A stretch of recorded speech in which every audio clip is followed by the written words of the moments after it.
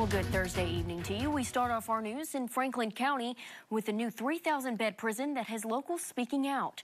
Tonight, the Board of Corrections took questions and heard the concerns of Charleston residents at a public meeting. Channel 7's Emma Allen attended that meeting and has the story for us. Emma? Hundreds of community members showed up to the Charleston High School gym where they voiced their concerns about the new prison.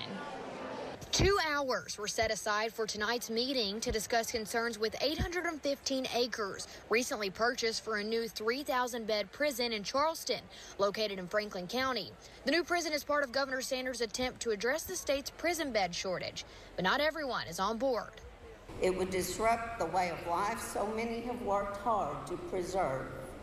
An overwhelming majority of us wish to hold on to our way of life. Arkansas Board of Corrections and state officials were in attendance, hearing out the concerns from locals, as well as answering a list of questions that community members had sent in. A particular piece of property was determined of those sites that were under review as the best location of the sites in consideration for selection.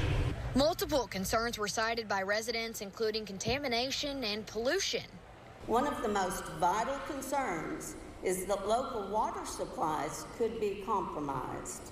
If the state drills its own wells, it risks over-extracting groundwater, which could deplete the water table and reduce water availability. The Board of Corrections, on the other hand, had this to say.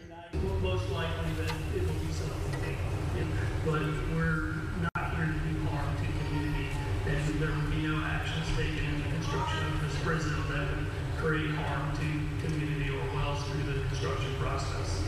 Another question was asked about the impacts a new prison could have on property value in the area. Proferi was ultimately interrupted with shouts and boos from the crowd. It's believed that there will be no diminishment in property value.